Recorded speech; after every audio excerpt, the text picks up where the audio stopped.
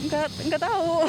PJB nggak tahu perjanjian mengikat jual beli. Yang saya tahu tuh jadi kayak perjanjian awal antara penjual dan pembeli kalau misalnya kita mau beli tanah gitu loh Mbak. Itu kayak, jadi misalkan kayak kita pengen beli rumah ke developer, kan biasanya tuh selain DP ada kayak booking fee. Nah setelah booking fee tuh kita biasanya sih dikasih dari mereka sih PPJB-nya. Kembali di Cerdas Hukum bersama saya Egit Hapsari dan Alvin Lim. Dan saat ini sudah bersama kami Kepala Bidang Pengaduan Yayasan Lembaga Konsumen Indonesia YLKI, Ibu Sularsi. Selamat malam Bu Sularsi. Malam, Mbak Indi. Bu Sularsi, kalau kita lihat tadi ya dari cuplikan, ternyata masih banyak sekali masyarakat yang tidak paham ya soal istilah jual beli. Apakah ini ada tanda kurangnya sosialisasi atau ada indikator lain Bu?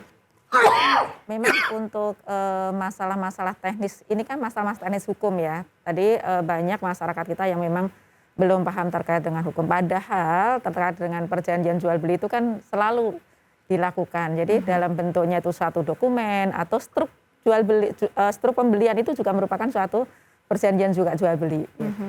Jadi dalam hal ini sebenarnya setiap hari konsumen itu adalah melakukan atau menghadapi, tetapi mereka tidak sadar bahwa itu yang namanya suatu perjanjian. Baik, ke Pak Alvin, ini mungkin mengenai ketidaktahuan masyarakat ya Pak. Dalam skema jual beli ini, apakah ini bisa menjadi celah nih buat pihak-pihak yang quote and quote memanfaatkan dan tidak bertanggung jawab?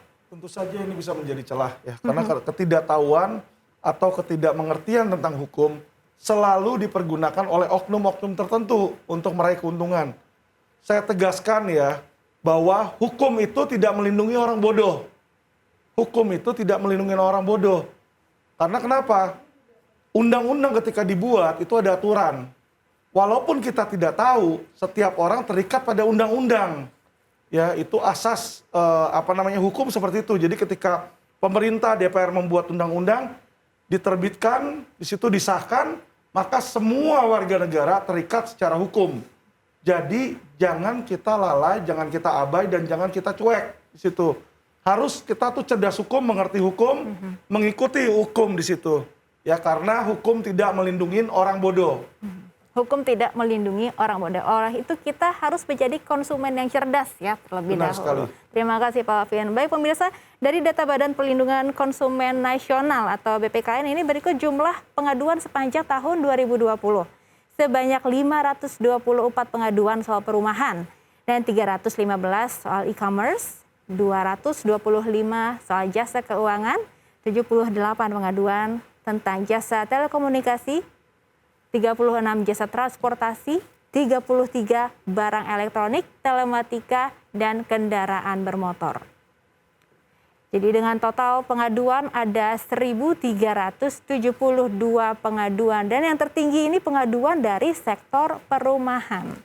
Pengaduan yang selama ini kita dapat atau kita terima dari konsumen adalah lebih kepada untuk properti ini adalah pembangunan, artinya pembangunan yang mangkrak. Kemudian yang kedua itu adalah refund untuk tahun 2020 ini. Kenapa? Hal ini memang masalah pembangunan ini adalah menjadi permasalahan pada saat awal konsumen melakukan suatu jual beli properti ini di awal tidak diinformasikan secara jelas. Jadi konsumen sebenarnya memiliki hak untuk mendapatkan suatu informasi, misalnya ada 5 kepastian properti ketika menjual kepada si konsumen, misalnya ada enggak peruntukannya, kepastian peruntukan dari tanah tersebut, kepemilikan tanah tersebut, kemudian perizinannya misalnya. Nah ini kan sangat perlu diinformasikan pada saat awal. Nah karena konsumen yang tadi disampaikan Pak Lim juga, ketidaktahuan masyarakat konsumen ini yang kadang-kadang trust-nya itu adalah dimanfaatkan orang-orang yang tidak bertanggung jawab tadi. Yang ketiga adalah dari sisi informasi marketing. Pada saat awal biasanya juga menyampaikan apakah marketing tidak sering juga memberikan informasi tidak sesuai dengan apa yang diperjanjikan oleh developer. Nah ini yang membuat misalnya ini segera kok sold out gitu. Kemudian yang kedua segera dibangun. Nah dibangunnya kapan? Nah ini yang tidak diinformasikan pada saat awal. Nah akhirnya konsumen membeli, setelah membeli akhirnya itu tidak dibangun. Jadi ini yang perlu dicermati ya Bu Ini yang Lasri, sangat perlu dicermati. Baik. Ketika mau membeli itu juga harus tahu company profile dari perusahaan tersebut. Apakah persyaratan kepastian 5 kepastian itu sudah dimiliki atau tidak. Setidaknya ini ada untuk meminimalisir. Baik. Lagi-lagi ketelitian ini diperlukan ya dari pihak Betul. konsumen sendiri. Pak Alvin, ini gimana menanggapi hal-hal yang sering terjadi di antara developer dan juga pembeli?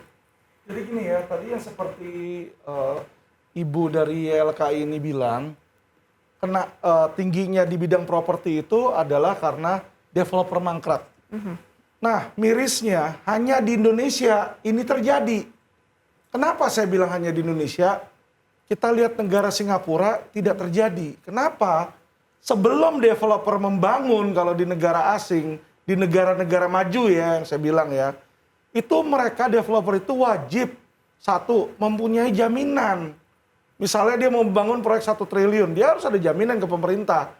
In case itu mangkrak, pemerintah yang akan mengganti uang para pembeli. Itu satu. Kedua, mereka ada aturan hukum atau dasar hukumnya, di mana kalau baru jual gambar itu di negara asing nggak bisa. Gitu. Harus udah jadi dulu. Iya. Bangunannya udah jadi, apanya udah jadi, baru dia bisa jual. Satu hal di Indonesia ini, kita selalu sistem hukumnya adalah tambal sulam. Tambal sulam. Ada masalah dulu, baru dibikin dasar hukumnya. Semestinya dia bikin dulu dasar hukumnya untuk memproteksi masyarakat. Makanya disinilah di negara Indonesia ini, oknum subur berkembang. Kenapa saya bilang oknum subur berkembang? Karena itu menjadi lahan omset bagi oknum-oknum aparat. Ya. Baik. Ini yang perlu menjadi PR bagi pemerintah kita.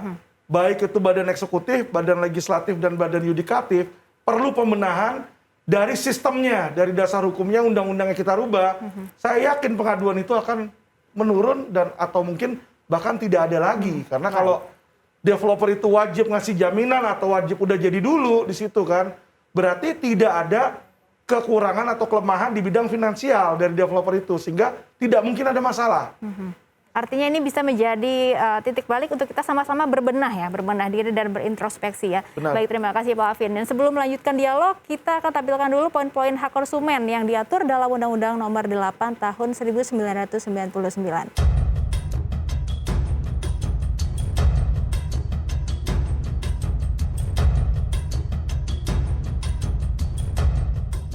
Nah, ini bagaimana sebetulnya? Artinya gini, bahwa konsumen sebenarnya memiliki hak untuk mendapatkan informasi benar, jelas, jujur, dan utuh. Tadi paling katakan bahwa kalau di properti di Indonesia, industri properti di Indonesia itu menjual gambar aja boleh. Ini yang sangat menurut kami adalah ini sangat rawan sekali. Karena banyak yang terjadi, apalagi yang sekarang terjadi pembelian itu adalah pembelian secara installment. Di mana uang konsumen ada di pengembang, kemudian objek jual belinya juga ada di pengembang. Konsumen ketika itu mangkrak, nggak dapat apa-apa. Hak mendapatkan informasi adalah sangat penting sejak awal. Ketika informasi ini diberikan secara jelas, benar, jujur, dan utuh, tidak sepotong-sepotong, maka konsumen akan bisa memilih produk mana yang itu bisa dilakukan, kemudian dia juga akan merasa aman dan nyaman, oh produk tersebut ada aman untuk dibeli. Oke, nah Mbak Mimi ini kan sebagai agen properti ya, ada tugas juga untuk menjelaskan hak-hak yang harus dia dapatkan konsumen. Biasanya sih kita pasti jelaskan. Kita sebagai pihak marketing sih sebenarnya cuma menjual produk tersebut. Untuk menjelaskan hak-haknya sih ada atau dalam PPJB itu biasanya orang legal sih yang menjelaskan.